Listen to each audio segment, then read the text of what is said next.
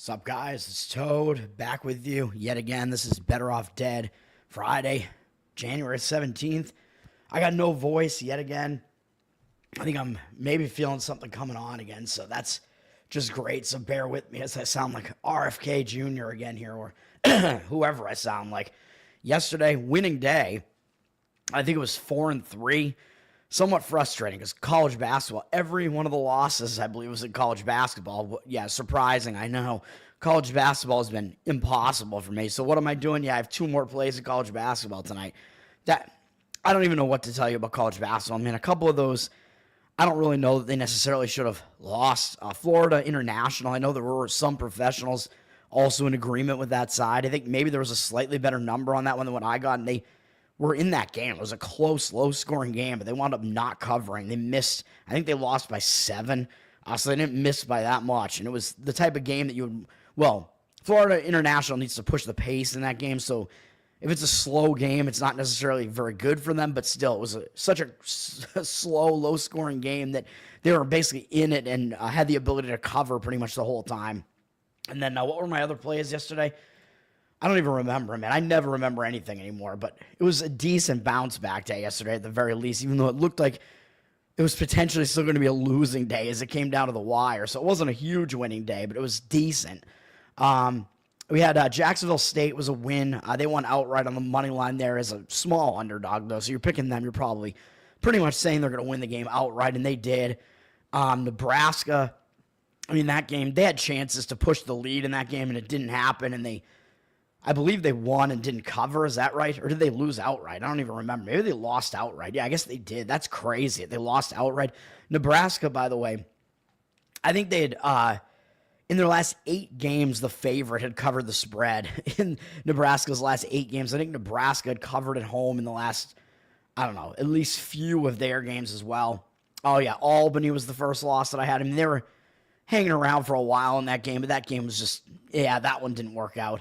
The rest of them seemed like they should have. And then I did finish the night with Loyola Marymount with a nice win as an underdog. Nice money line cash on that one. Big win. Very low-scoring game. Loyola Marymount had the lead for much of that game. They let the lead go away, but they never were really out of that game at all, and they wound up winning as they were just hanging around the whole time. Very low-scoring game there, too. The type of game that you want when you have a home underdog like that.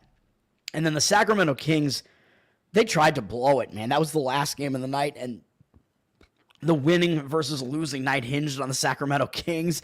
That was crazy, dude. Sacramento, and they started off kind of slow. It was a close game. Then second quarter, they pushed the lead. They're up double digits. I'm like, okay, here we go. Sacramento's going to take care of business here.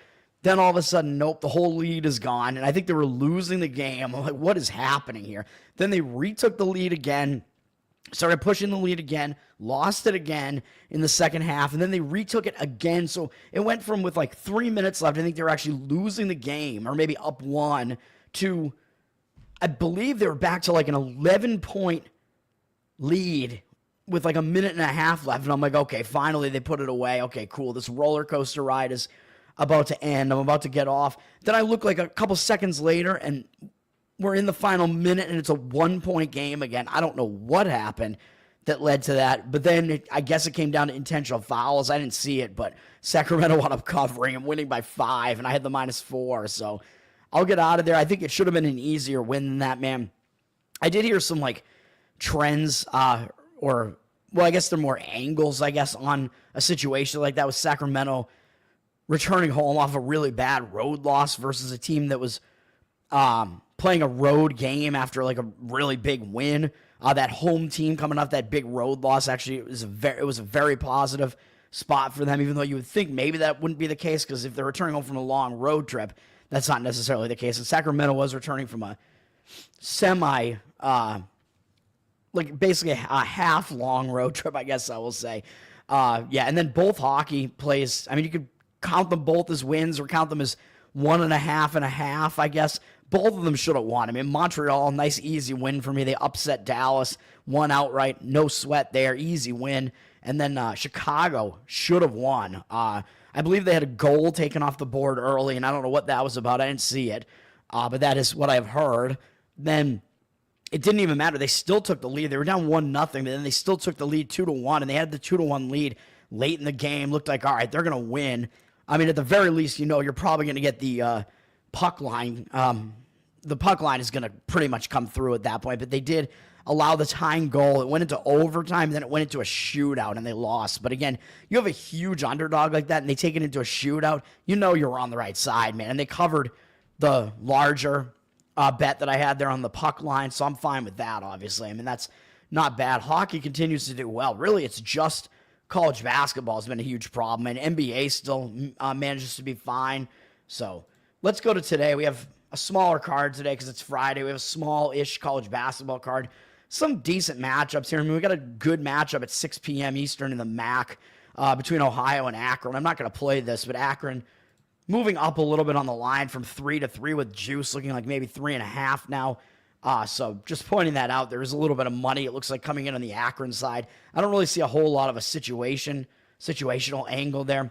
VCU is actually favored on the road at St. Joe's, so the odds makers are telling you VCU is indeed the better team here, although they've gone down a little bit from a 2.5-point favorite to a 1.5-point favorite. VCU is coming off a pretty big win over St. Louis, where they really handled St. Louis, and now they're having to go out on the road. Could be maybe a little bit of a tricky spot for them because St. Louis, they're starting to establish themselves as one of the contenders in this conference, so that is a big win. I mean, St. Joe's, even though they're 11-6 overall, not doing as great in conference, so it may be a spot where maybe you could look to fade St. Joe's in this, or fade, VCU in this one, but I don't know, man. St. Joe's, they're coming off a blowout win over Loyola Chicago, but they're definitely down this year. But what that did do is break their losing momentum, and the public bettors might come in and say, well, VCU smashed St. Louis, man, and St. Louis smashed St. Joe's, so St. Joe's is going to get killed in this game, right? This is really easy. It almost looks too easy, even though I think VCU has been under the radar for the most part this year. But in this game, I'm not so sure. Providence is facing Villanova in the Big East. These games at 7 p.m. Eastern. Villanova's laying 7.5 points. Actually, it's up to 8.5 now. So I think the average public better, even though Providence has a kind of ugly record this year, both teams don't have very good records. Providence has kind of established their name over the last few years, so people remember them being in the tournament or whatever. And I think remember Villanova being a bit down. Plus, Villanova doesn't score a lot, and that's because they play really slow. They actually have an efficient offense again this year, so their offense actually isn't as bad as it has been the last couple of years, but they do play really slow, so that ugly style, the public bettors tend to not want to be on a team like that, so they might be looking to the Providence side here, but the odds makers are telling you Providence really is kind of down this year if Villanova's laying 7.5 against them, so I would probably look in the Villanova direction there, but obviously not going to be a play. Speaking of plays, I have not dialed any of them into the banners here yet, so let me do that while I try to talk. I'll do them individually here. Let me see. First play up is going to be on, I was going to say Indiana, but I wrote Indian. Oh, no, the Cleveland Indians. No, Indiana plus 7.5. And this one, I think this one does look kind of square. The line's up a little bit from Ohio State, 7 with juice, up to 7.5 with juice. You might be able to get 8 on this. Anything above 7 in that range is kind of the same, because 7 is kind of the cutoff point where teams stop intentionally fouling when they're down 3 scores. As I always say, and again, it looks like kind of a misleading spread. I know, with Indiana having the better record, I think the public is going to want to come in and take the points with Indiana here, so I don't like that aspect of it, where it looks like a suspect line where the odds makers are telling you Ohio State is the better team here, and they are. And Indiana, I mean, they're riding that name recognition still, and because their record looks good, people still think they're pretty good. They're really not, but in this situation, I think it is a situation to go against Ohio State. I think it is a situation where the public might be a broken clock, and they might just happen to be on the right side in this one. I don't like Ohio State in this spot here. They're coming off 2 huge games, and that was actually after an overtime game against Minnesota, too. So really kind of 4 big effort games in a row where they lost close to Michigan State. Huge battle there. Went on the road, and I faded them in this spot, and they escaped with a win against Minnesota after Minnesota stupidly fouled, only up 2, not even knowing what the score was in the first overtime. So Ohio State escaped in that one. That game went into double OT, and they had to escape in that one. Then they turned around, and they still played well against Oregon, and they should have won the game. They were winning this game the whole time. I was on Ohio State in the bounce-back situation here. They were winning the whole game, blew it at the end against a ranked Oregon team. Then what did they do? They turned around, had to go into Wisconsin. Kind of a difficult spot there. And I'd said I liked Wisconsin in this game.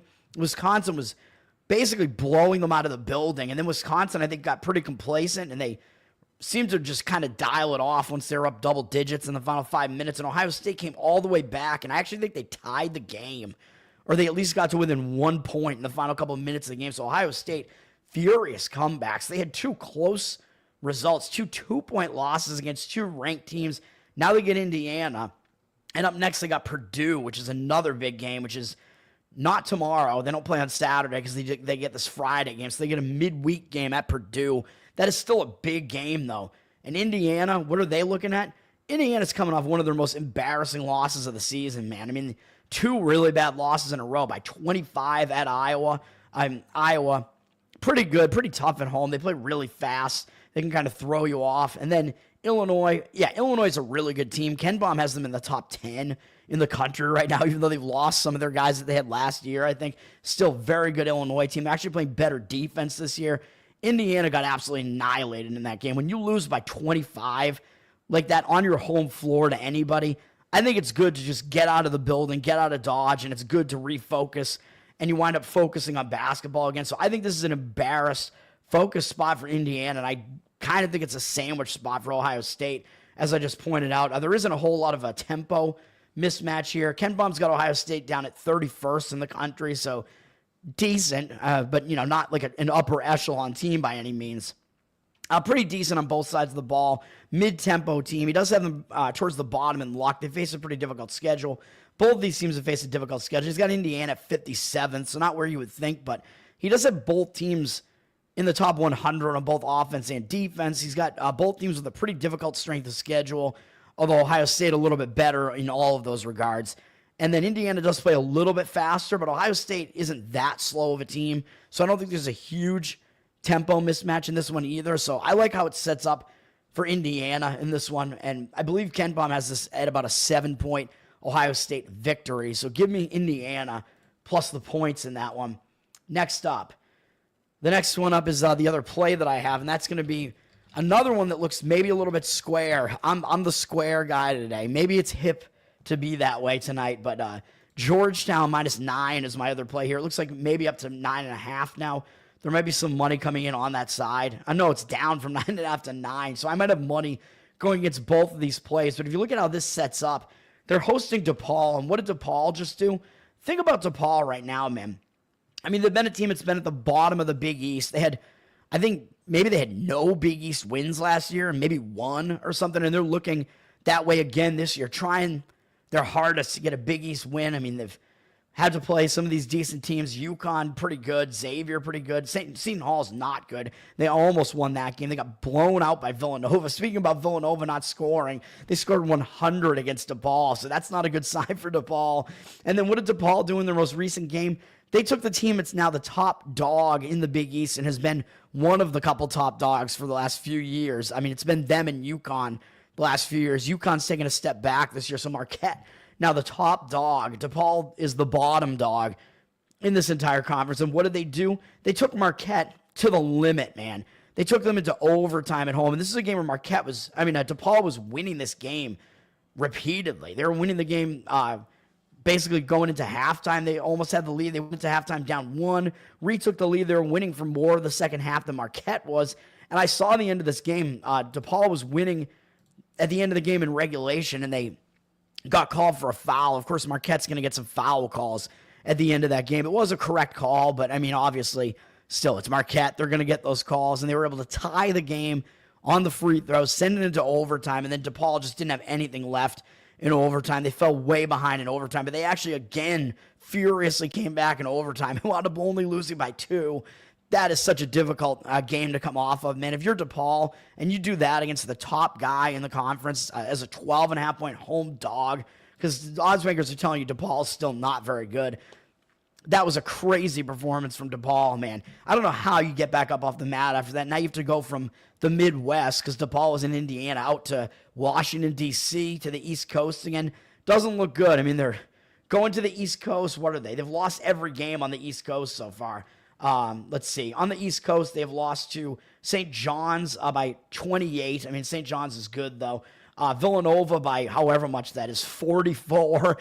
Seton Hall by 5. Seton Hall's one of the worst teams in the conference this year.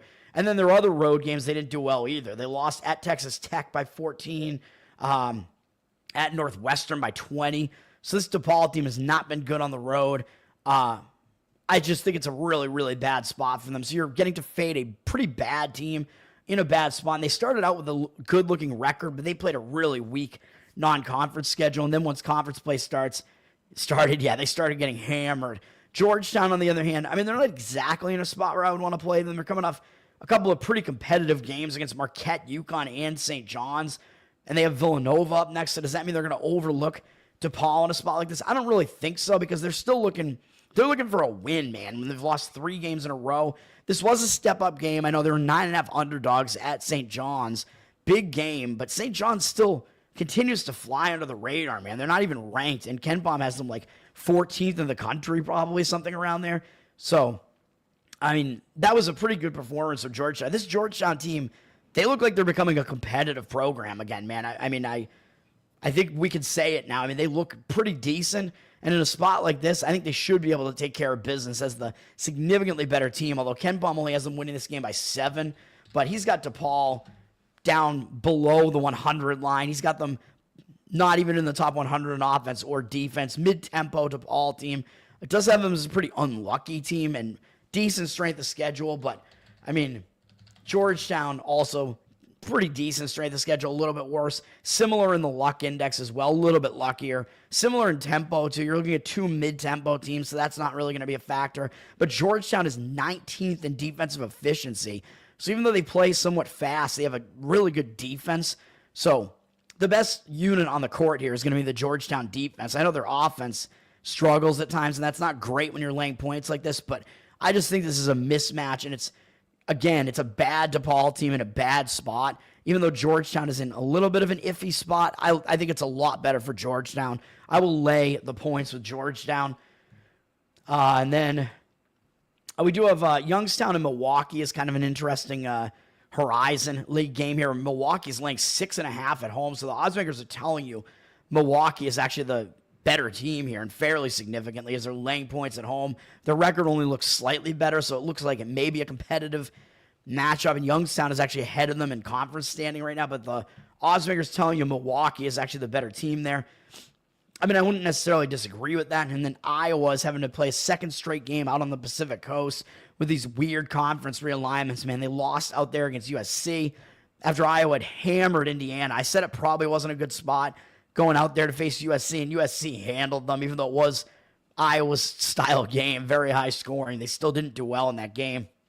USC was coming off a big upset of Illinois, too, but just such a weird travel spot for Iowa. Now, were they looking ahead to UCLA, and does that mean they're going to bounce back in this game against UCLA, or is this another difficult travel spot for them? I don't know, man. This UCLA team, I mean, they're not bad, but they also really struggle offensively at times, so I don't really know. And this UCLA team losing 4 straight games and now losing to Rutgers. I mean, that was a tough game going on the road. 3 of these games are on the road, so now that they're back at home, we may see UCLA be in a better spot. Will they be able to bounce back here? They are up from 6.5 with juice to 7, so maybe a little bit of line movement coming in there. And then Boise and New Mexico on the late slate is a pretty good Mountain West game here, and Boise is coming off a massive, massive win where I faded Boise in this game because they were coming off playing really close against Utah State, who is the best team in the Mountain West this year as far as it stands right now. That was a big game. Boise only lost that game on the road by 2. Then they came back home, and they had to go out on the road again to this New Mexico to face New Mexico after this game. I thought it was a sandwich spot, and they still absolutely annihilated Wyoming. And Wyoming was also in a road revenge spot, so I thought a lot of things lined up to take the points with Wyoming there, and that did not happen. So now Boise's coming off not only a huge close game against Utah State, but just wiping the floor with Wyoming by 41 points. Now they're having to go out into the pit. I don't like how this sets up. And not only are they going into the pit, New Mexico, they're coming off an ugly loss where that was another game I was on. I was on both of these games that same night the other night. I took San Jose State plus the points, and they won outright against New Mexico State. New Mexico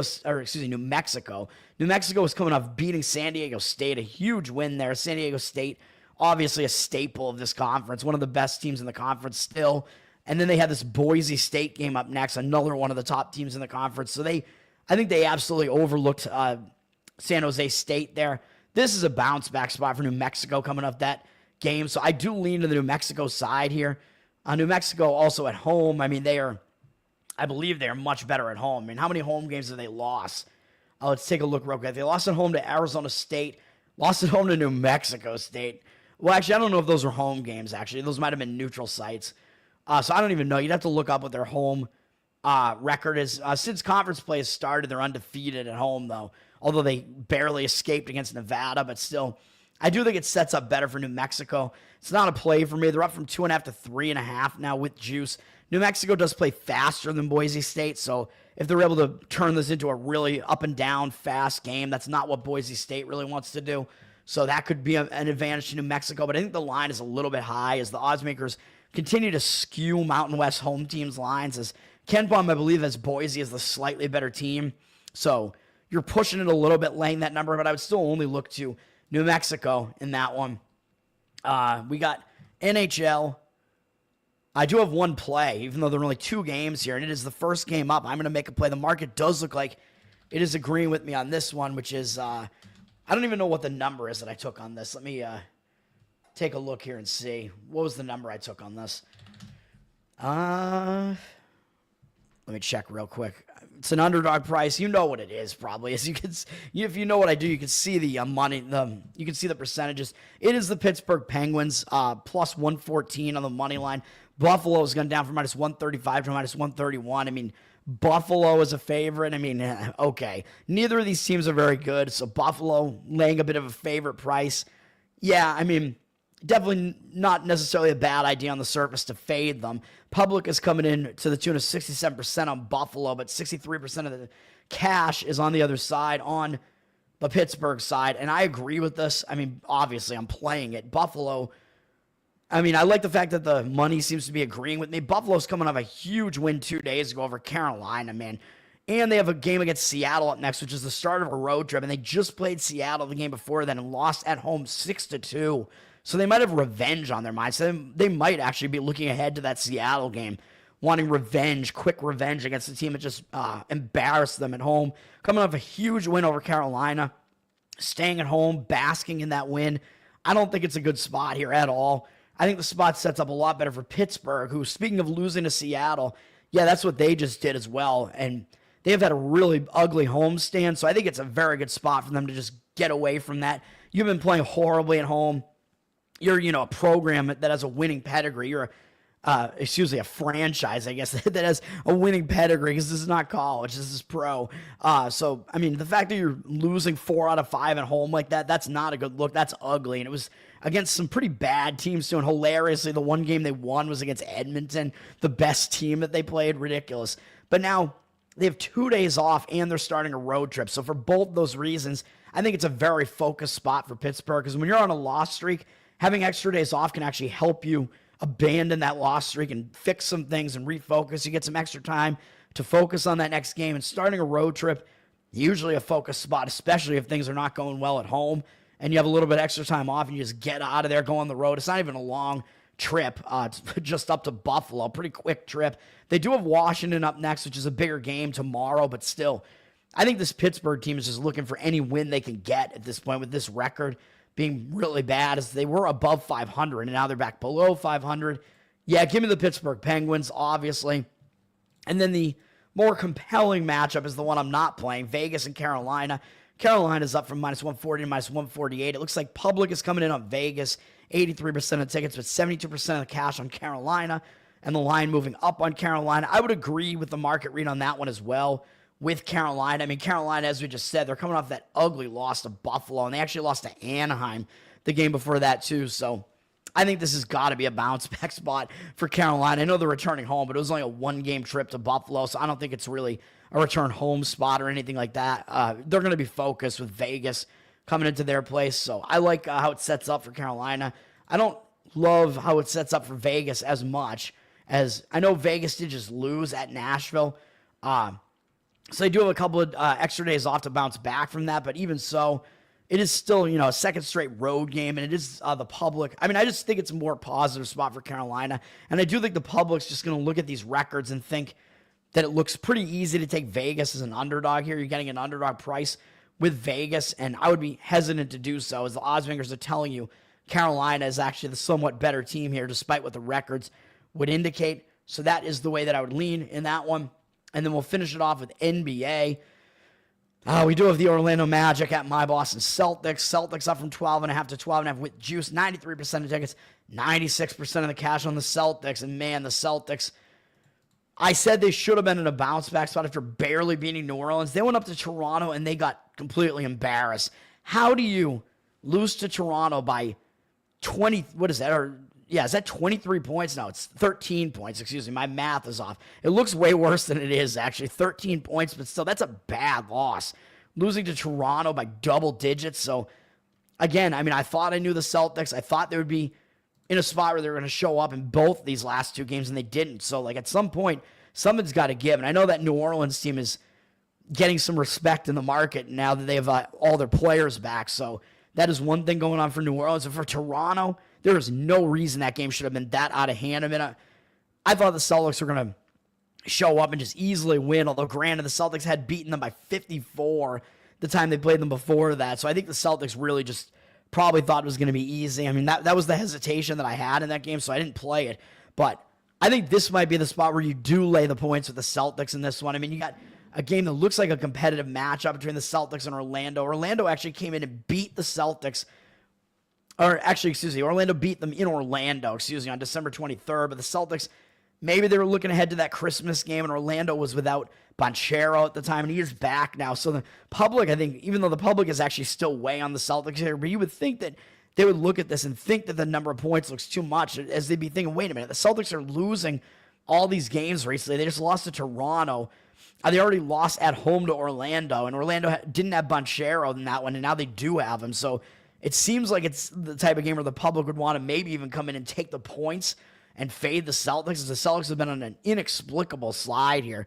I don't know, but to me, this looks like it is absolutely a focus spot for the Celtics, especially because they also did lose to the Magic the last time they played them. The Magic know how to play against the Celtics, so they've given the Celtics a lot of fits over the last couple of years, so that is a hesitation I have with it. But if I was going to play this, I would lay the points with the Celtics. I know I feel like I'm saying that a lot, but yeah, that is the case. T-Wolves and Knicks, this is the sequel to the rematch of the trade here with Anthony Towns and Randall having been traded. Although I think, is Anthony Towns still hurt? I don't even know. Maybe he's back now. He is a game-time decision right now. I don't know if he's played in the recent games or not, but the Knicks went into Minnesota and blasted Minnesota in the first game of that matchup, so I would be a little bit hesitant to want to look to the Knicks side here. Knicks just beat the 76ers, which is a good win, although they're not going to not pay attention to Minnesota. And Minnesota might pay extra attention to the Knicks. Minnesota's going out on the road for one game here, though, but it is between a tough loss to Golden State by 1, and they have Cleveland tomorrow. But are they going to overlook the Knicks when it's this, matchup? It's the matchup of the trade here, and they lost to the Knicks the first time they played them, and they want to, try to prove that they had the better end of that trade, which I don't think they did, obviously. I think Randall is a liability on defense, as I keep saying. So the T-Wolves might be motivated for that reason, but it looks like the Knicks up from 3.5 to 4.5, and the T-Wolves looking like a public underdog here. 78% of the tickets and only 63% of the cash. Odds makers are basically telling you the Knicks are the better team. The public is not even buying it. Even though the Knicks have the better record, the public is still coming in on Anthony Edwards and the T-Wolves here, thinking they got the star power, they're getting points, and maybe even looking at that revenge angle there. So I don't know, but the market read pretty strongly on the Knicks. I mean, as an anti-public home favorite, you never really want to fade a team like that. So that is the way that I would look there. Denver is going to Miami. Denver just lost at home pretty badly to Houston after beating Dallas twice, although it was Dallas without Luka. So maybe this is a bounce-back spot for Denver. Just get out of home, go on the road after that ugly loss. Houston, pretty good team, though. But this is a third game in 4 days as well, and fourth game in 6 days. Third game in 4 days, all in different cities for Denver. So I don't think it's the easiest travel or rest spot for them. Miami, I mean, they're dealing with this weird Butler situation. I don't even know if he's back or not. Miami is returning home from a long road trip that took them out to the Pacific Coast. They're having to probably deal with the fire concerns that were going on up there. I don't know, man. So this long road trip, Miami's been away since the 6th. Now they're coming back home, and they're going to have stuff to do around the house, too. So this could be a distraction that Miami is in here. So I think the spot makes more sense to play Denver in this one, but obviously that is not a play for me. And where's the number here? It looks like Miami's down from 3.5 to 1, and they are public. 88% of tickets, 73% of the cash on the Heat. So the Heat getting a lot of the public action. Now you got to pay attention to whether Jokic is back or not, because he missed the last game for Denver. He may be back in this game, which is that going to be a reverse injured player spot if he does come back? Means you're having to, which it looks like he probably is. That might be part of the reason why the line is moved like this, but I don't know. So that means you're getting less value on the Nuggets. I mean, I would still lean to the Nuggets, even if Jokic is back. I mean, I don't think the line is moving that much to accommodate for that or to compensate for that, I guess. I don't know. Whatever the word is that I'm looking for. So I don't know. The next game up is a game that I am actually playing. This is similar to that Georgetown spot where I'm going to lay the points, even though it looks like a competitive matchup potentially in this one. Although Georgetown's doesn't look competitive. Milwaukee Bucks minus 11 is what I'm going to do in this one against Toronto. They are just sitting at 11. It looks like Toronto is a public underdog, which is crazy. Public, I guess, thinking, hey, the Raptors just beat the Celtics by double digits. They should be able to hang with the Bucks. Yeah, I don't know about that. Bucks, again, they're better than the record indicates, which has been the case all year. They've had injuries a lot of the time this year, but I think they're pretty healthy right now. Raptors, 81% of tickets and only 71% of the cash on them. And again, I think this is an ultimate letdown spot here, man. I mean, they just beat Golden State and the Celtics in back-to-back games at home, and now they're going out on the road for one game, so it's not even a road trip, just having to go out to Milwaukee. And yeah, they did lose at home to Milwaukee by 24, so I have a little bit of a hesitation about that. Like, will Milwaukee actually take them seriously? That is the one concern that I have here, but I think this is just such a bad letdown spot for Toronto after you win like that against the returning champs, and there were like fights going on in that game. It was a crazy, ridiculous game, physical game. So I just don't think Toronto's in a good spot, having to travel to Milwaukee after that. Milwaukee, I mean, what was that? Disney Plus yelling at me again. I hate Disney Plus, man, but that's how I get ESPN Plus. I get it through Disney Plus, unfortunately. Milwaukee, they crushed Orlando in their last game. That was the game with Banchero back, but what you could say at least is that Milwaukee does have momentum here. I know they're playing 3 games in 4 days. I know they're playing 4 and 6 and 5 and 8, but they've been back at home, so at least they're not traveling. Will they look ahead to Philadelphia? I don't know. I mean, Philadelphia still is kind of I don't know. They're still not playing that great, I wouldn't say. Milwaukee, I know that was a huge win, beating Orlando with Banchero there. I thought it was actually a spot to take Orlando in that one, with the Bucks having come off, I believe, a pretty big win the game before that or something, right? No, they beat Sacramento, and I don't know. It was a return home spot. So I guess it was a positive spot for the Bucks. I shouldn't have faded them in that game, but I thought it was a spot to play Orlando, whatever. Now, I mean, I just think Toronto, I just don't know what they're going to have left, man. I mean, you're looking at the team. It's the significantly worse team in a really bad spot, which is what I said about DePaul as well. And it looks like the market actually is agreeing with the Bucks, at least for now, with the public playing the Raptors. Hopefully it remains that way. I don't know if it will, but I'll lay the points with Milwaukee. And then we do have the Pelicans up from 9 to 11.5. As I said, Pelicans getting lined like they're a much better team now with all their players back, so maybe a little bit under the radars. Their record is actually, I think, worse than the Jazz, or I think it's actually close at the very least. That's just crazy. You have a team with the worst record, and they're an 11.5-point favorite. When does that ever happen? The Jazz basically being lined like they're one of the worst teams in the NBA, which they are, although 87% of the tickets and only 74% of the cash on New Orleans. I'm not going to touch that game. It's just hilarious what's going on in the market there. And Grizzlies Spurs just played this matchup, and the Grizzlies, I believe, won at the Spurs pretty easily, so could be a spot to look to play the Spurs in this one. The line's about the same as it was in the first game. I think it was Memphis minus 2.5 in the first game. This one's down from 3 to 2. Spurs are going to be the team that has the adjustments to make. If you're Memphis, you don't have any adjustments to make because you just easily beat them in the game prior to this. 88% of tickets and only 64% of the cash on San Antonio, though. So the public, like in Wemba in that one, I don't know, man. So I don't know what to think about that one. And then, although I would lean to, like I said, I would lean to the zigzag scenario there and play San Antonio. And then the final game that I'll talk about is the other game that I have a play on, and that is going to be, I told you that it was going to be a play yesterday if things worked out that way, and it was likely they would. Dallas plus 7.5 against Oklahoma City. This is an absolute fade of Oklahoma City here, man. I mean, everybody saw what they just did. It was on TNT yesterday. They got revenge against Cleveland, and not only did they get revenge, they scored 134 points against them, beat them by 20 points, and the game was basically never close. I mean, the final score actually makes it look closer than it was. Oklahoma City was winning this game by like around 40 points throughout a lot of the second half, and I think they just kind of packed it in at the end of the game, and that's why it even got back down to 20. Oklahoma City was completely dominant in this game. It was crazy. So when you do that, you dominate the team with the best record in the league like that. That is a massive win, and it was in a return home spot, and it was revenge because they had lost at Cleveland to start that road trip. That was crazy. I know how good Oklahoma City is, but they're now in a back-to-back, a third game in 4 days, a fourth game in 6 days, a fifth game in 8 days, and a sixth game in 10 days, I believe, all in different cities. This is a terrible spot for Oklahoma City, man. It would be even worse if they had a big game up next, which they don't, but they still may overlook Dallas because Luka is not going to be back yet. They beat Dallas by double digits at home on December 10th, which that may have been without Luka. I don't know, but that was with Hartenstein. Hartenstein is now out for Oklahoma City, so he didn't play yesterday. So it was, if anything, that was kind of an injured player theory type of spot too, with the big man out, and now this is going to be the second game without him. I don't think he's going to be back in this one. I think he's going to miss a couple games, so that might hurt Oklahoma City a little bit as well.